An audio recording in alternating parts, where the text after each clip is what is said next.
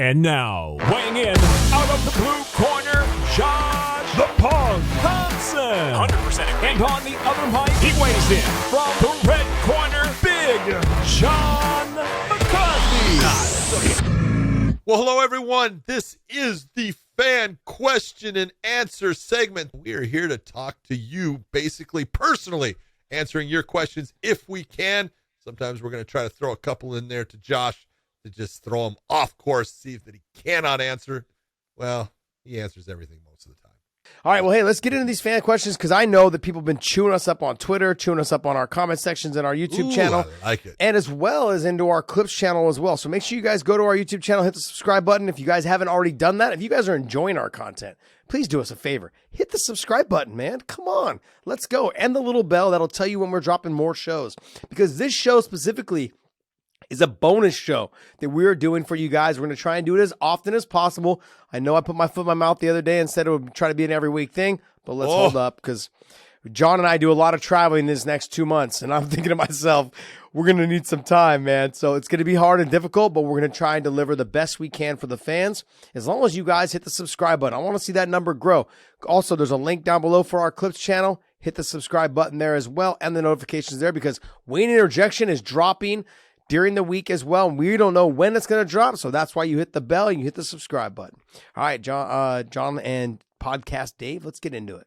Let's go. All right. Let's get question number 1 from Jeff Wary, who asks, is there a way that a fight could continue after the clash of heads? Had Murgliata stopped the fight right when it happened and after gave Holland time to continue, could he? Is a head clash like a nut shot where you get 5 minutes to recover, or does it automatically have to mean the fight ends if it goes to review?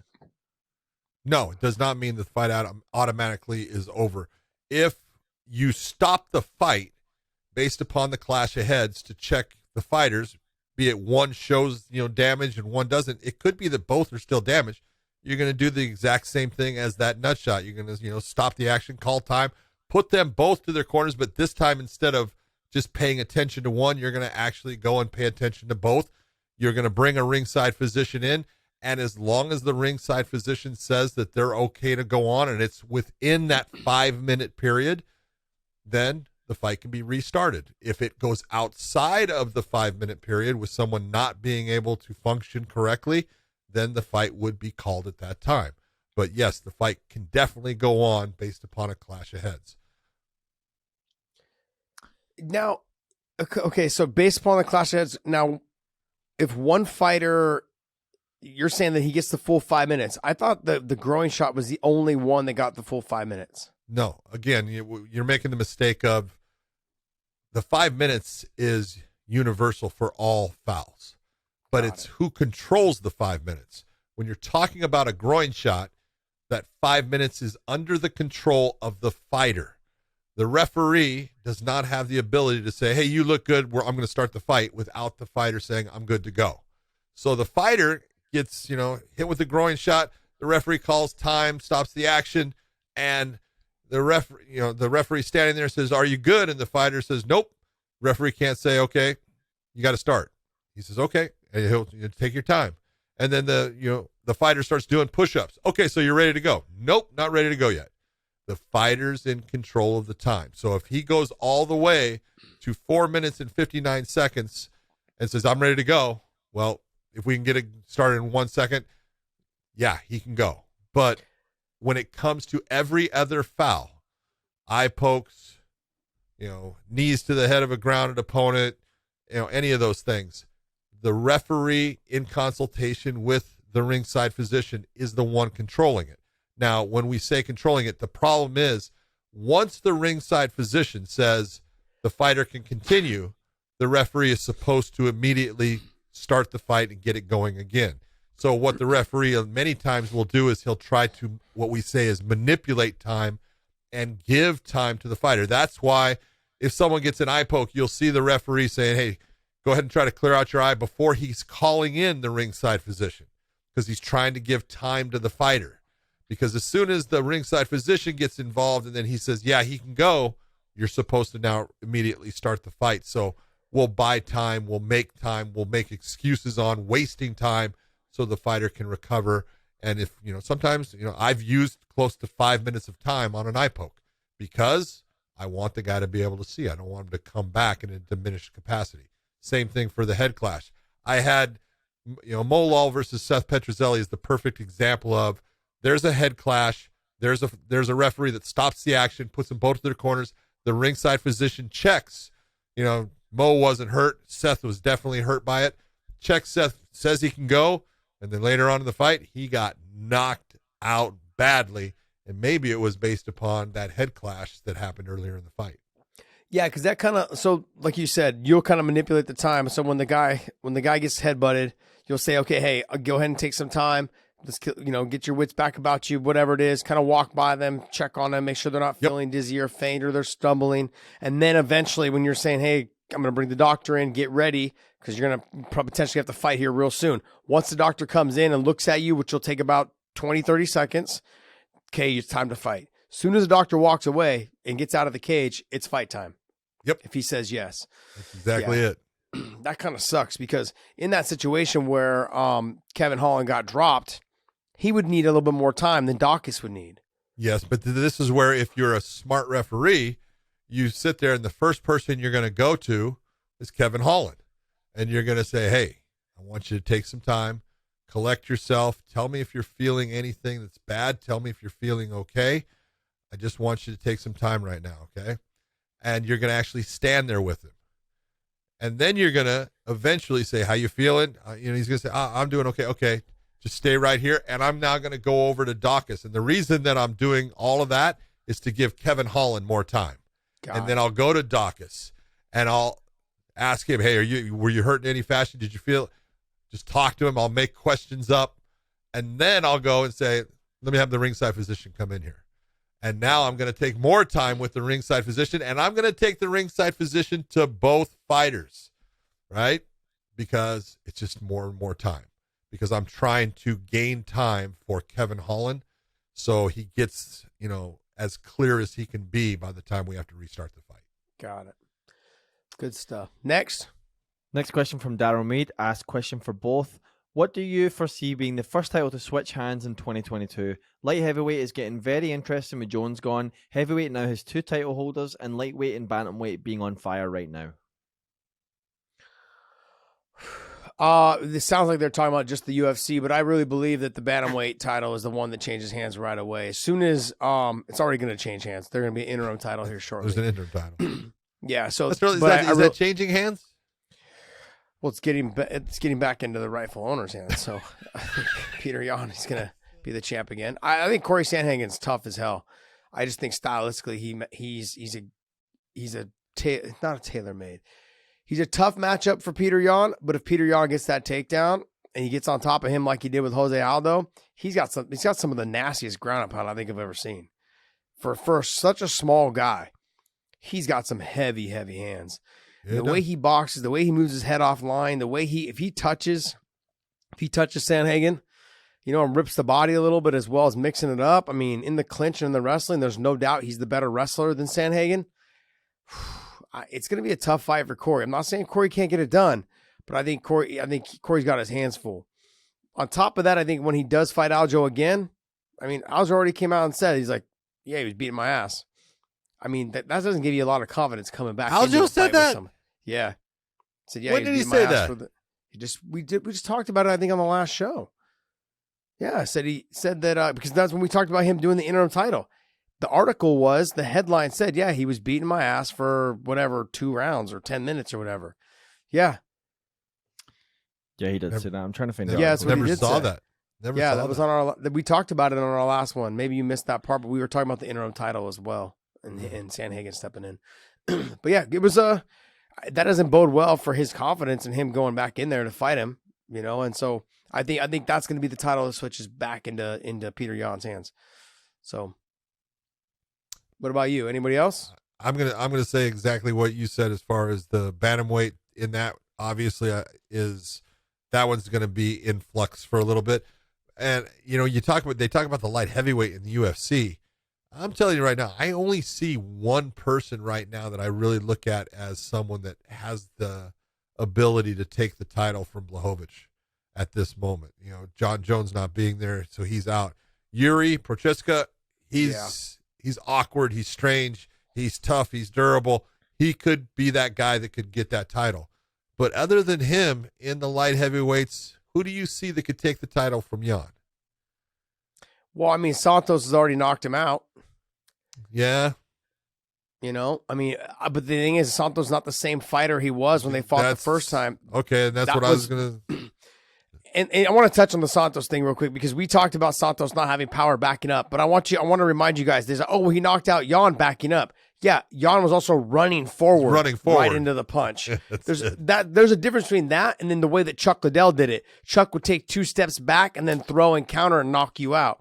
There's a difference between that and the guy running in and getting knocked out. There's a difference in those type of exchanges. So I just wanted to clear that up because we got a lot of flack. Rakic would be one that he's good. He's got a good possibility, but I don't know, style-wise, I don't know. Right now, Jan's fighting well. Yeah. I mean, he's very basic in what he does. He's got a solid ground game. He's got good boxing. He's got good power. You know, I think he's come into his own, and he's feeling very good where he's at. I think he's a great champion right now, so I don't know. Yeah, it's going to be – I think Yuri, though, has got a good chance of beating him. I think out of all of them, I would agree with you. Yuri's the guy. Rakic's up there as well. Those are the two guys that I could see potentially getting to him, but I would say Yuri more so.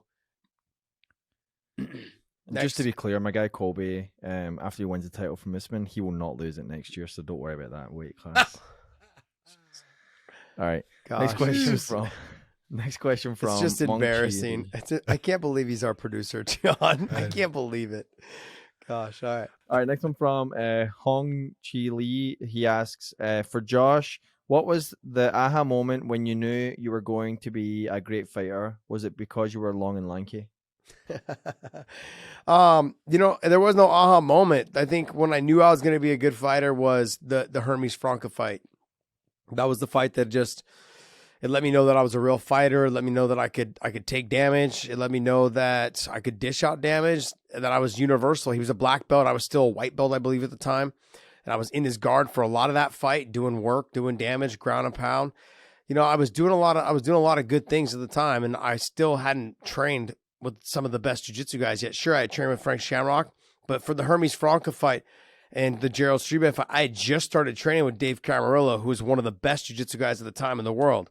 And so he had helped me a lot throughout my career. So when I fought Hermes, I was ready for that fight in terms of jiu-jitsu, and there wasn't anything that Hermes was going to do to me on the ground. And so that fight to me was an eye-opening experience to me. And so for Big John, he asks, what moment was it that made you fall in love with combat sports? Oh, man, you can't go back that far. That's really my dad made me he made me love boxing when I was a kid, and he started me off boxing young and stuff. But I mean, when I was a very young person, 6 years of age, my dad started taking me, and he would take me every month at least. There's a place in Los Angeles called the Olympic Auditorium. It was made for the 1932 Olympics. And it was a cool place. It was just this pit that, you know, the boxing ring would go in there, and I got to see some of the greats of, you know, boxing at the time, especially when it came to, you know, fighters coming out of Mexico and LA. And I saw guys, you know, a lot of people, I'll say their names now. People aren't going to, know who I'm talking about. But guys, there's a guy named Danny Little Red Lopez, who was just a tough bastard, became world champion. Bobby Chacon, Sugar Ray Ramos, all these people that were just unbelievable. And I was able to see him and stuff. And so, you know, my dad made me a huge combat sports fan back then with boxing, and then got me into wrestling. And I was just lucky enough to be a part of, it to a certain point in my life, and then it was gone. And then all of a sudden I met these guys called the Gracies, and it kind of came back and changed my life around. So I've been very lucky with, what I've been able to do in combat sports.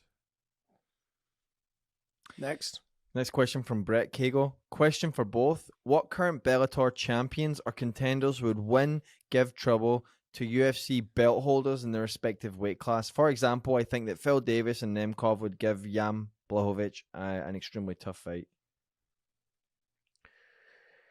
Yeah, John, we've talked about this. Look, I think Yaroslav Amosov gives Usman a tough go. Oh yeah, Everybody, and I know people are gonna sit here and say Usman blah blah is a blah. stud.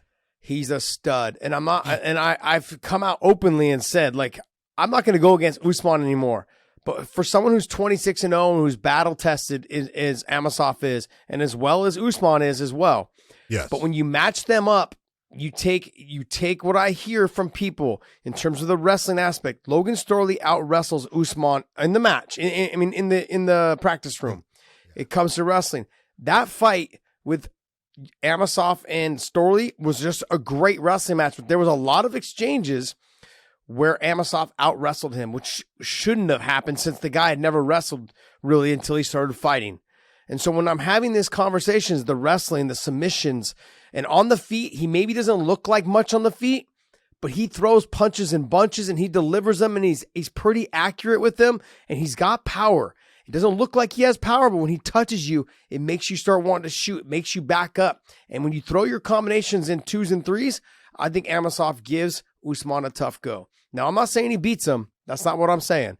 I'm saying that I think he gives him a tough fight. I think he probably gives him a tougher fight than anybody else that's in the UFC right now in that weight class of the top 5. I would tell you, and I'm going to break it down as quick as I can quickly. If you're going to talk about, matching up, the 135s in the UFC are fantastic, and they're fantastic in Bellator. But if you're going to take there's a couple of fighters in the 145 in Bellator, that would be interesting to see them matched up against the top people. And Volkanovski, I think, is fantastic, but it would be an interesting fight to see between him and AJ McKee. If you're going to take a look at exactly what you say with Usman and Amazov, Gegard Mousasi is just a stud. And I'm not saying that he's going to beat Adesanya right now, but trust me, it would be a great fight. And if it went to the ground, he would definitely beat him. So it really just depends on where the fight took place. Adesanya, although Gegard, has done a ton of kickboxing in his life, Adesanya's been a world champion. He's a stud. And then, like you're saying, I think Nemkov and Blachowicz, like the viewer says, that would be a really great fight. I'm not going to say who would win, but it would be a great fight. No, I agree. Yeah, I think that's a fight to be had right there. Yep.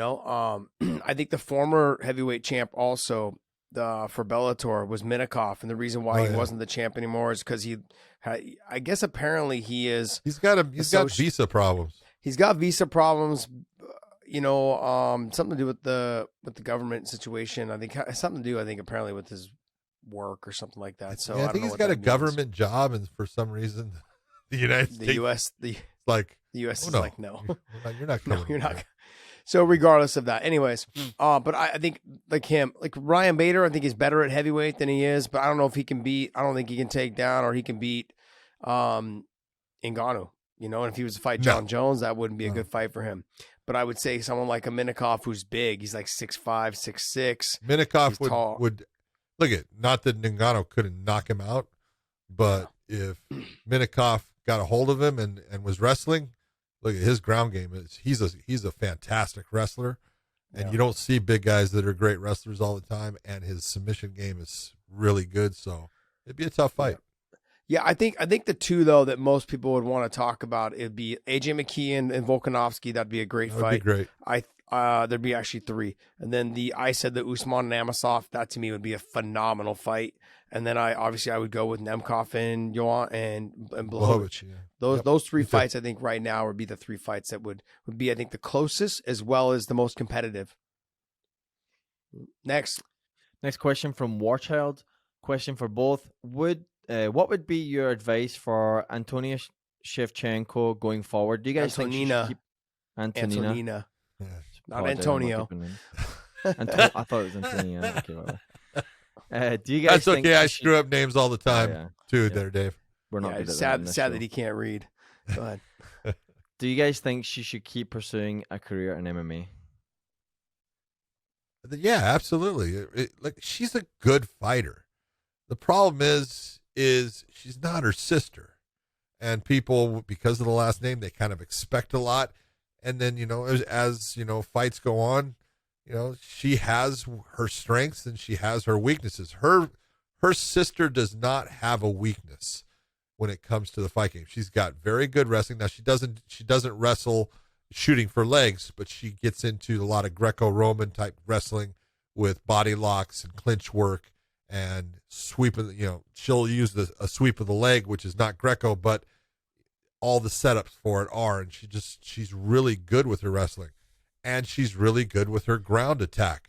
That's where they really separate themselves. They both have good stand-up. I'm not saying that I don't think Valentina's isn't better than her sisters, but it's the ground that you can definitely see a big major shift between the two. And so she just needs to work on her ground game more and become more solid in her ability to remain on her feet when she wants, to take somebody down and be in the top position if she wants, or to be able to get herself off of her back, because she doesn't do a good job of getting herself off of her back. She ends up getting stuck there. And when your back is flat on the canvas, bad things are going to happen. Yeah, Dave, pull up the rankings and where she's at. If she's still in the top 10, which I believe she is, isn't she? No? No, I don't think so. No, she's not. Okay. Yeah, I mean, look, there's still money to be made. That's the thing. There's still money to be made. They still have the connection in terms of with her sister. I think you just keep trying to live your dream. How old is she? She's not old. She's not that old. So I don't think she's probably like, what, 30, 31? Yeah. So somewhere around there. Look, there's still time. I think when you get into that 34, 35. Oh, she's 36. Oh, never mind. She's older than her sister. Wow. Yeah. So, I mean, maybe it might be time. Like when you start putting that 36 years old in there, and now the younger females now are starting to get a lot better, and they're educating themselves in the game a lot more, and a lot younger age. Yeah, she may have her hands full, so, I don't know. It's a tough decision to make. I think she still has a couple more fights left in her, but it's hard to come back from 2 losses. If she loses the third, I could probably start saying, okay, it depends on how she loses as well. So she's lost her last 2, one by triangle and one by punches. So if she loses again by a finish, then you probably want to start saying, okay, maybe it's time to wrap it up. Next question from Andrew Hollis. Question for both Josh and John. Have either of you been a cornerman in MMA fight? You always seem to have the answers, quote unquote answers, to what fighters corner should be saying. Is this something you would want to do in the future? Yes, it's the worst position in the world. And Josh will agree with me on this, because look, when you're the person in the corner, that means that you have been training with the person, getting them ready for the fight. And you should be game planning. You should be coming up with an idea of how your fighter can be effective against this opponent and stuff. And as soon as that referee starts the fight and your fighter goes out there, it could be awesome if they start doing the things that you have planned on, and they're carrying out that game plan, and they're just fighting well. It's really a nice thing to be able to sit there and give them little tells on what they need to do, but they're really doing a good job and performing well. Or it can be the worst thing in the world because they do nothing that you plan for. Everything that you plan for is out the window. They're doing stuff that you go, what are you doing? And there's nothing you can do about it. You're just going to sit there and just like be mystified, and finally they'll get back to the corner and you'll say, excuse me, have you figured out what we were doing all this time? I need you to get back to this and this and this, and you tell them, right? And then they go back out and they do the same thing and you go, this is not going to go well for us. Yeah, there's certain guys that I had cornered. It was like playing a video game. If I used the control stick and it was like, boom, it was just, I was controlling them with every word I said, and they just did it to a T. And it was wonderful. Then there was other ones that didn't listen to a damn thing you said, and they made the fight a lot harder than it should have been. But they fought, and they fought the way that they wanted to fight. And sometimes they won, and sometimes they didn't. I had several fighters that I had cornered that the most frustrating part for me was when you knew how talented they were, and they listened to you up until the point where they got tired, or they hadn't put the guy away yet. And then all of a sudden you just saw them turtling into their shell, and you knew once that happened, it was over. There was nothing I could say to them that would get them out of that. If they didn't highlight reel knock them out, or if they didn't beat them up, or just dominate and control every aspect of the fight, and the fight started getting tough, they just wilted a little bit, and then the fight was taken over by the opponent, and there was nothing you could say. You could just tell when a fighter shut down. And when that happens, it's the most miserable feeling as a coach in a corner. You're just like, damn, it's horrible, because there's nothing you can do to help them. There's not one thing that will get through to them. So, but yeah, I've cornered a lot of our guys, and a lot of females as well. I've cornered a lot of them as well. And in terms of females that have trained with us, and it's sometimes tough, and a lot of times it's good, because we came from such a good camp and a good gym, and then you had a lot of good wins, but they weren't always that way. Let me just tell you. All right, next. Aladdin 18 asks, question for both Josh and John. What was the craziest move you've seen someone do in the cage that actually worked? Rolling Thunder, baby. Just had the guy that did it in Bellator, David Gaillon, man. He knocked out either that or the tornado. Well, either the tornado kick or Ray Daniels with the tornado punch. He actually wound up, did the tornado thing, and then followed through with a punch that knocked the guy out. I mean, there's so many great knockouts and everything, but when you see someone do something that just shouldn't have worked, but it does, you got to go, wow, that's pretty impressive. Yeah, I think what are they trying to say? Which one we've seen in person? Because I haven't seen a whole lot of them done in person. You had the Ray Daniels tornado punch. Yeah, I did. Yeah. I mean, but to me, like, it looked like he just spun. The guy got froze, and then he landed the punch. Like, don't get me wrong, I thought it was spectacular. I would have got dizzy spinning that many times in the air. And when I would have landed, I would have thrown my punch and I've been off balance. The guy would have got my back and probably choked me out. So just like, you know what I mean? Like, that's kind of like those type of things would happen. I think I really couldn't tell you which ones I've seen in person though. I mean, I've seen like flying arm bars. I mean, I had like the Sulev stretch. I've seen it on TV, but I didn't see it in person. I've seen the Rolling Thunder, but I've seen it on TV. I haven't seen it in person. It doesn't say in person. It just says you've seen someone do in the cage. Yeah, but I mean, like now with the internet, like we can see them all. That's the thing, you know. That kind of takes away from it. Seeing it in person, it's just that has that excitement of seeing it in person. I was there for that, you know. I was there for that. Like, I don't know. I haven't been privy to any of those cool, really cool things. You know, if you're gonna talk again, I've seen way too many knockouts in my life. Been very close to a lot of them, and seen some very neat. You know, Gaston by Bolanos had the spinning elbow attack that was, you know, caught his guy and just froze him. And, you know, he face dove.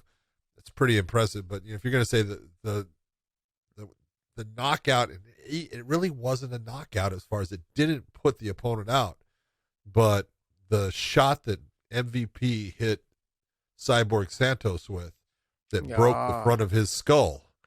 Look, that was as hard a shot as I had ever seen.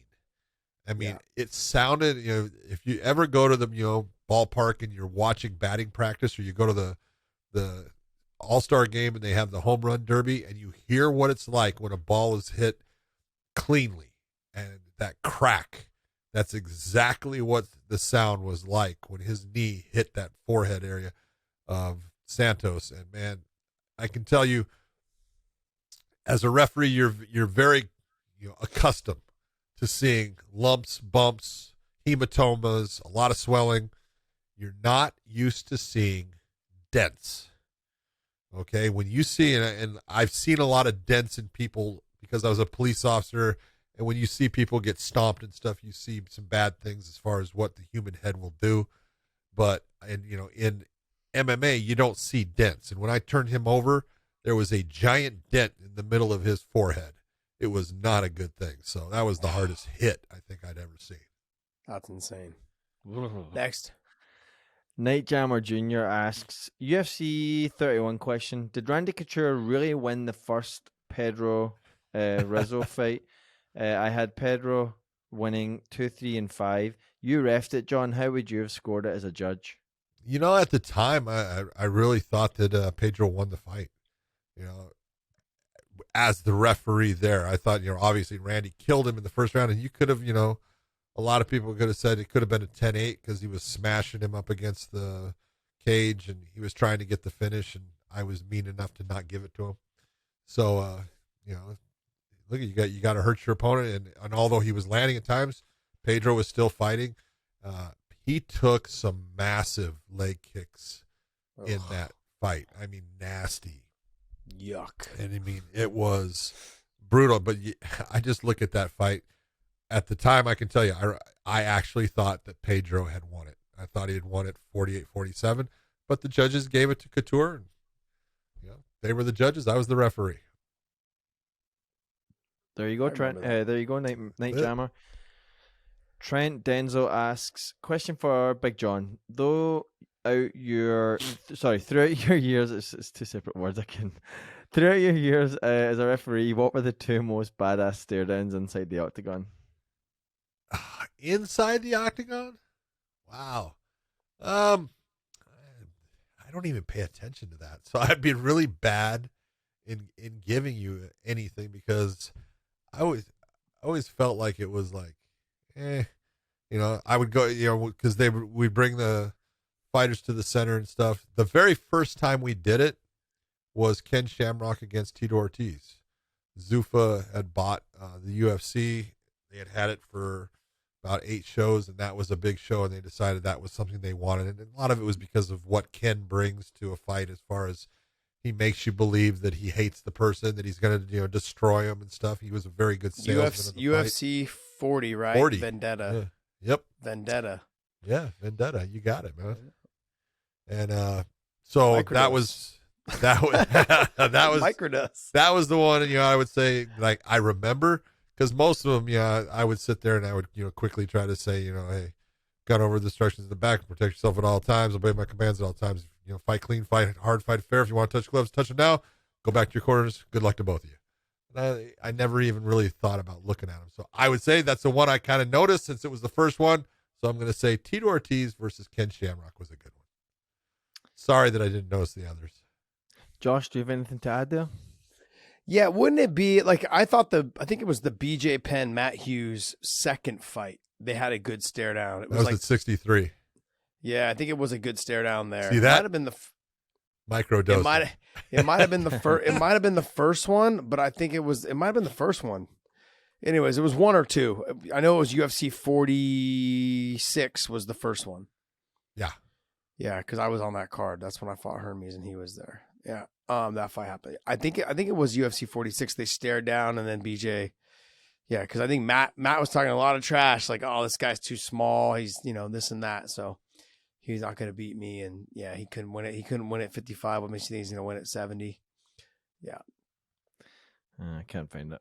Good Just trying to find it for you. Yeah, I thought it was a good stare down. I think like Matt was smiling at him and BJ was giving him the nod. Next question is from Kenya Boone. Either of you know the UFC penalty for breaking a contract? Let's say Bones wants to fight in Bellator. Will Dana take his purse only, or will he sue Bellator for a percent of the event? Thanks. Go ahead, Josh.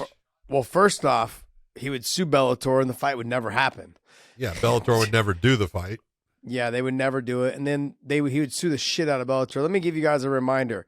Strikeforce had Frank Shamrock under contract. Frank Shamrock then went to Elite XC and fought Hensel Gracie.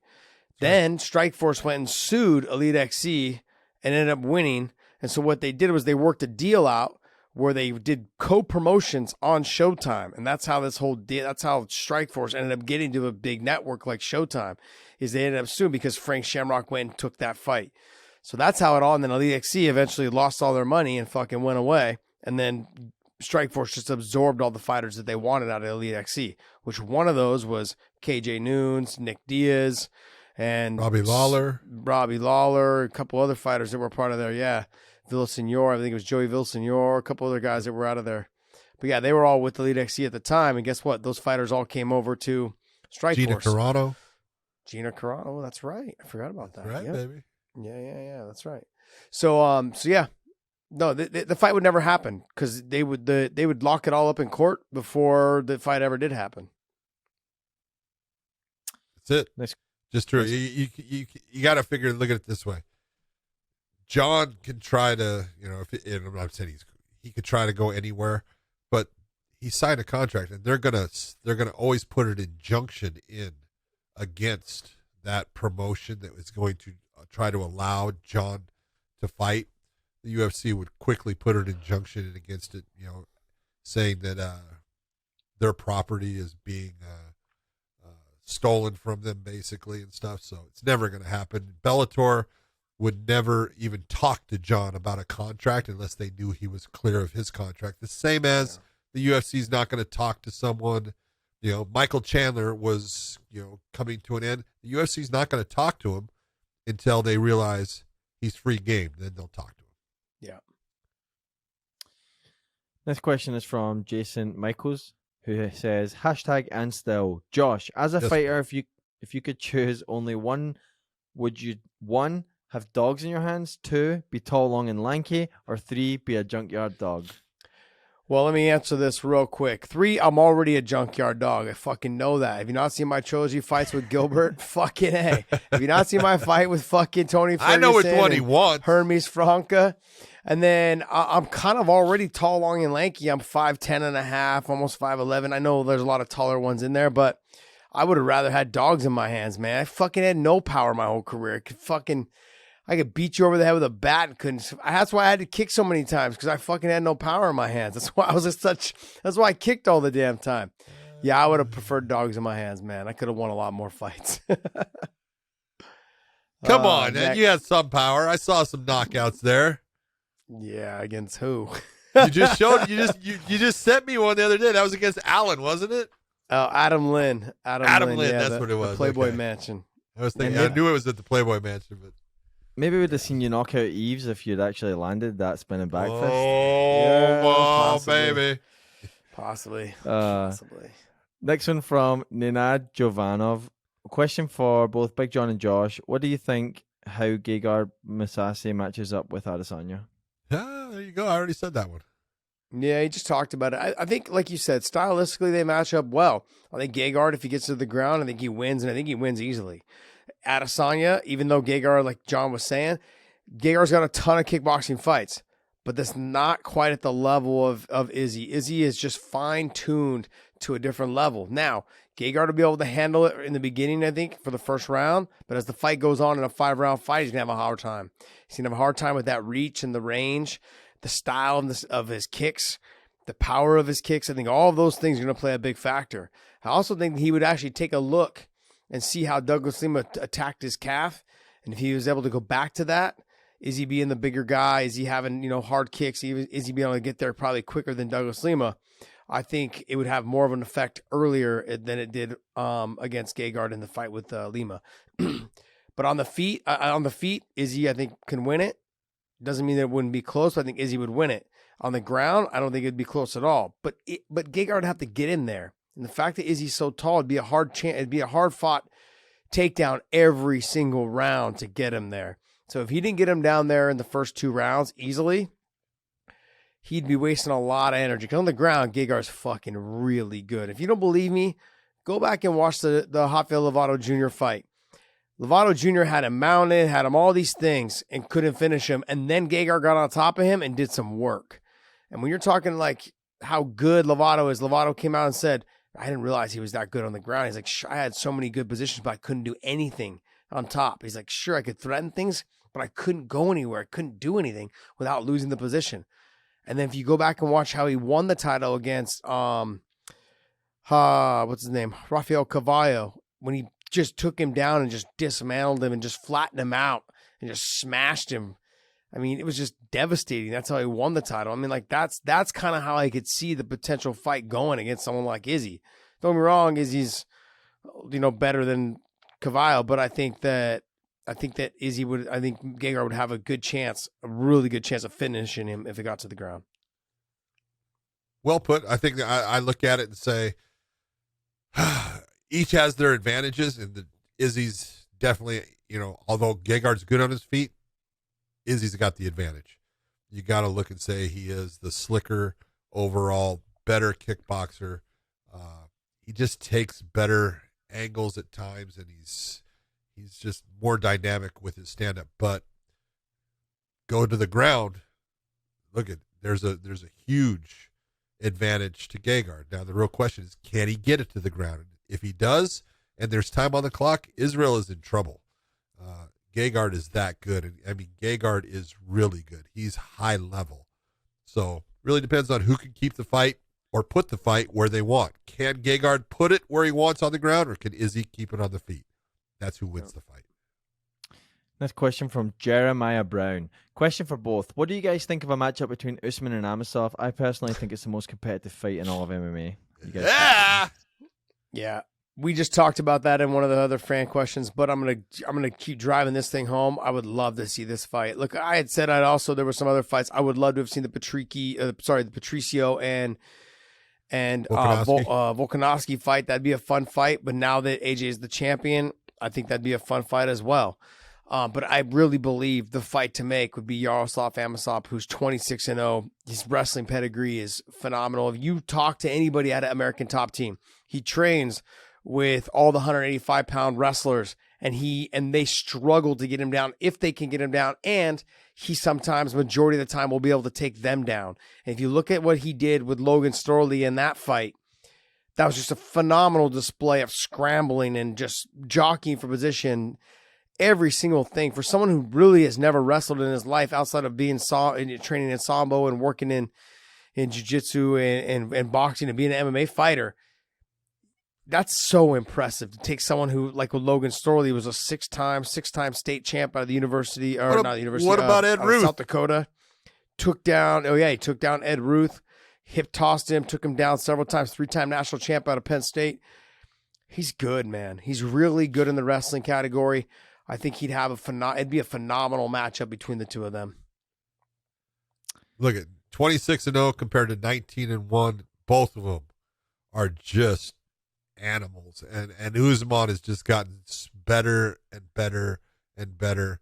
And when his one loss was early in his career, I want to say it was like his second fight. It was just way back there, but he is so good. But so is Amazoff, and so I think it would be like I'll tell you straight out. There is the Colby Covington Usman fight coming up. I've already said I think that Usman's going to win it. I could be wrong, but I do think that Amazoff versus Usman is a more competitive fight than Colby versus Usman. Yeah, I agree. Next, all right, Michael Forte asks, when it comes to just resumes, does Dustin Poirier have the best one in UFC? He is Conor ×2, Gaethje, Eddie, Max ×2, Hooker, and Pettis. What, John? I think because you see such a great resume from him is because he's been in two of the toughest weight classes that's ever existed. He was in 145 when it was Max and Conor and all the guys that were down there at the time, and then with Jose Aldo? With Jose Aldo, and then going up to 155, and then he jumped right into the fucking fire when he started facing guys like Eddie Alvarez and Gaethje and all these guys. I mean, like, does he have the best resume? I can't say he has the best resume, but it's fucking right up there at the top. I mean, he's got to be. I mean, he's fought everybody in the who's who, and especially at the highest level in both weight classes. Oh, look at he's up there. Eddie Alvarez, another one. It's up there. Take a look at all the people that he's fought. There's certain guys that they seem to never say no. They just take on these guys time after time after time.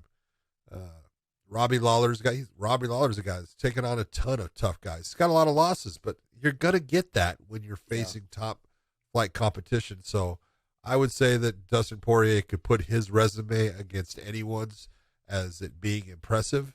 Super impressive in who he has competed against and who he's got wins against. Next question comes from Sam. How does a fighter's height impact their takedown defense? For example, better framing when against defense, but weaker one leg balance? Question mark. Well, I disagree with the weaker one leg balance because you're taller, is because it's harder to hike that leg up to get the takedown. My toes are always on the ground. I've wrestled with guys that are 6'3" and that are my weight at 155 or 170. You can't lift them. You've got to. How do you get it? You try to suck their feet out from underneath them. When you do that though, like they have a wider base, and when you go to suck them out, they just post their hand and then pull one leg out and stand back up, because when they post their arm is as long as your leg. And so they just stand right. They basically post their hand and they're still at like hip level or a little bit higher than you. And they just clear one leg out and get back into hopping to one leg. And they start defending with the whizzer and framing you away with underneath the chin. They're harder to take down. Now they're probably easier to get in on, but they're harder to take down and control too. Once you hit the ground, they're able to start shoving on your head and pushing your body down, pushing your head down their body, which means your arms and everything else go, and they start wiggling their hips out and they start clearing their legs, getting back to their feet. Because they're so long, once they stiff arm you, there's nothing you can do. You can't get past it. You've got to either release and then come back in, and by then, sometimes they get back up to their feet. And so it's a lot harder to take down a taller person than people realize. So I'm not going to say that it's easier to take them down because they're hopping on one foot. You might be able to get in on the body lock, but how are you going to lift them to get them up off their feet? If you get them on a double leg, if you go to lift, their toes still touch when you go to lift because they're just as tall as they drag on the ground. It's just tough. It becomes a battle back and forth. And like I said, I trained with guys that were 6'3", and they were the hardest sons of bitches to take down. Normally what I would do is I would go to the crotch, go deep ass on the backside and lift. And what I did, almost like a Turk, is you kind of like lean them forward. So they had to post their hands on the mat to stop themselves from hitting their face, and then try to jump onto their back right away. That to me was the best, probably the best, most effective and the best way to take them down. I would kind of talk to DC about that going into his second John Jones fight, because he had struggled to take him down the first time. And I felt like he had a lot of success trying to take him down in that second fight, a little bit more than he did in the first fight, going deep ass and lifting and kind of taking him forward. But John's just a fucking athlete, man. It's going to be hard to take guys like that down, no matter what you do. So that's kind of my take on the tall, lanky guys, taking them down. I'm saying I agree with you. Good. Next one from Devon Shaw. Question for Josh. What cardio routine did you use in camp to get yourself fight ready, and would you do anything different today? No, I wouldn't do anything different. I felt like my cardio was some of the best in the game. I think what I did was it really depended on how my body was feeling. But every Tuesday, Thursday, Saturday mornings, I'd run sprints at the track. So I would do full 400-yard sprints or 400-meter sprints, and I would do 6 of those. And then I would first start off with 2 880 sprints. So a mile of sprints would be 2 880 sprints as fast as I could, run 2 laps. And then I would take a minute break, and then I would go and do another 2 laps and do it as fast as I could, and take a minute break. And then I would do 6 400 sprints and take a minute break in between each one of those. And then I would base it off of what my times were. So if my times started to get better, I started getting, say I'd run a full lap of 400 meters, like in say 59 to 102, 104, somewhere in there. As I got better into camp, my rest time, I would shorten it. So if I was, let's say I was 8 weeks out, I would start off with a minute, like my recovery would be a minute. But then by week 2, like say I was 8 weeks out, by 6 weeks out, I would shorten it to say 50 seconds. And then I'd, do that again. And then I would go back in 2 weeks later. So a month out, I would shorten it to 30 to 35 seconds. And then I would continue to do that as I got closer to the fight. My rest time, I would try and shorten my rest time down to 15 to 20 seconds before I'd start my next sprint. And I always try to make sure that my full lap sprints stayed under a minute 20. So if that was the case, then I knew I was in phenomenal shape. And then the other days that I had off, Monday, Wednesday, Friday, which weren't really off, I'd run anywhere between 4 to 5 miles, just at a nice, easy pace, 4 to 5 miles on, say, Monday, Wednesday, and then Friday I would do the bike, or I'd switch it up. I'd go Monday, I would do the bike, and then I'd run 4 to 5 miles on Wednesday, Friday. And then I'd always do an active recovery on Sunday, just like a little hike or a walk or, do stairs, nice and easy, nothing fast, nothing hard, yoga class. Sometimes I did a yoga class. That was my cardio routine. I'm just telling you right now, I'm exhausted. Listen. Yeah, I would every once in a while, like I said, if my body was real beat up, I'd use a pre-core. And Fitch and I came up with this routine. I do 22 minutes. I do a minute sprint on the pre-core at level like 11, 12. And then I would rest for 30 seconds. And then I do another minute sprint at level 12. And I dropped the level down when I was resting. I dropped the level down to like 4 or 5. So you're playing with the buttons a lot. But the whole sprint routine was 22 minutes. It was a minute sprint, 30-second rest. Minute sprint, 30 seconds rest for 22 minutes straight. And then I'd hop off and be done for the night. That's when my body was real banged up. And I would end up probably doing that instead of doing the track sprints once a week as I got closer to the fight, because I was too much. It was just too much for me. Did you ever pull a hamstring doing the sprints? No, never. No, I spent a lot of time stretching after training. I always spent a lot of time stretching after training. I was never super flexible though. I don't get that. I was never super flexible. Next. Yeah. All right, Abdul Rahman Ali asks, what do you guys think about a fight between Tony and Conor when Conor recovered from his injury?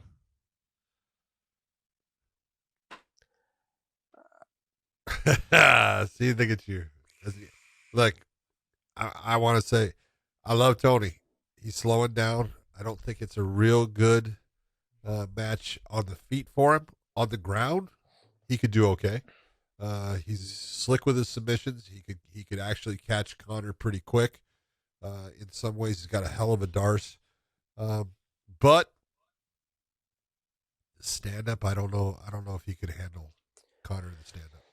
Yeah, see, I look at it this way. I don't think Conor, after all the time off, when he comes back, he wasn't the same when he fought Dustin both. And I know he's fighting the number one guy, I think, at that weight class at the time. But I don't think when he comes back, it's going to be another year before he comes back. I think Tony has a good chance of beating him. I think Tony beats him on the ground if he can get him down. I think Tony may take some big time shots in the first round, but as the fight goes on, Tony's been proven to be a dog. Even though he lost to Charles Oliveira and who did he lose? Gaethje, he was still in there fucking fighting his ass off. Conor doesn't have that fight like that in the later round. Don't get me wrong. You look at the Nate Diaz situation, and I have a lot of respect for, he was a dog in that fight. But if you put him in there, Tony's nasty, dirty elbows. Like, he's going to take that fight in areas that Nate Diaz doesn't take the fight to. Nate Diaz is not a big elbower against the fence. Nate Diaz he's not going to gritty you up. Like, he's going to step back and outpunch you and output and all those things. But Tony got that in him too. You know, so I think in those scenarios, I really honestly believe it's going to be a good fight. But if I'm going to lean towards somebody, only especially because the amount of time that Conor's had off with the broken leg. And then before that, it wasn't like he was an active fighter. He came back for 2 fights in a short period of time. And I think he had the Cowboy fight in there, a year before or something like that. Just not active enough, not training enough.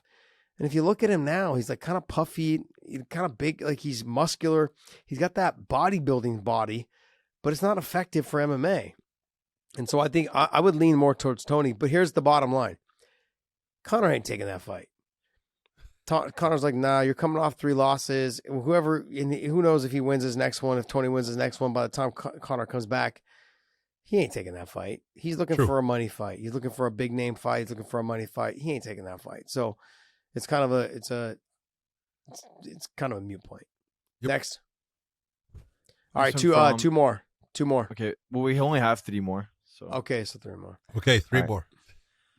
Sean McLaughlin asks, what happens if an interim title fight ends in a draw? Then if it's a draw, no one gets the title. It's pretty simple. You're fucked. If you have a title fight and it's a world title fight, and there's someone that had the belt before, and it's a draw, that person keeps the belt. If you have a title fight where neither fighter has the belt, be it interim or not, and it is a draw, nobody gets the belt.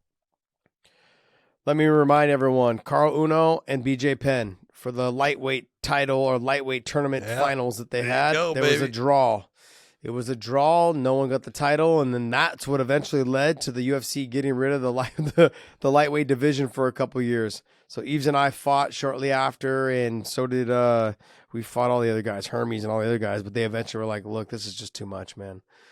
We're hemorrhaging money. We need to go ahead and keep this shit moving. Next. All right.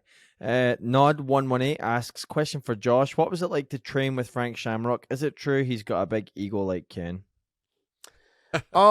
Look, I don't know so much about the ego in terms of the same as Ken. I don't know Ken that well. I know Ken, every time I've talked to him, he's been a very nice guy. So I can't speak on Ken. Frank Shamrock had a huge ego, but nobody's going to deny that. I think even Frank probably won't deny it. He had a huge ego. But he also had an ego that was well-deserved at the time when he was fighting guys like John Lober and Tito Ortiz, and he was beating them. Kevin Jackson armbarring in seconds. I mean, like, these are fights, like, when you look at where he was at the time, like, he had a reason to have a big ego. He was good. His style of submissions and his style of the way he fought, it worked for him, didn't work for everyone. But what was it like to train with him? He was an asshole sometimes. He's the guy that, like, because he didn't like me, he would choke me, and then I'd tap you, like, no, work your way out. And then I'd go to try to escape, and then he'd choke me again until I'd tap again. You're like, no, work your way out. So he'd keep doing that over and over. And so he was kind of one of those guys, and his whole testing, that whole Lion's Den type testing, he brought it to AK and did it then for his team Shamrock, fight team. He did it then. It was like 200 squats, 200 push-ups, 200 sit-ups, 200 burpees, 200 everything, right? And then he had you go in there and spar a fresh guy every 2 minutes for like 15 minutes. He'd bring in someone new. It was like 1 round of kickboxing, 1 round of box, 1 round of wrestling and MMA or jiu-jitsu or whatever, and then 1 round of full MMA. And you were exhausted after doing all the other shit, jumping rope and everything. So he was kind of a jerk, but you have to also put it in terms of the time frame of the sport. They thought that meant being tough. In reality, it meant being stupid. We look back at it now, you're like, you're an idiot if you train that way. But back then it was like, it really came down to whoever had the best cardio back then and could make the other guy break was the better fighter. And Frank in his mind, he already had, like, him and Javier had already came up with that game plan. Frank had a gas tank for days.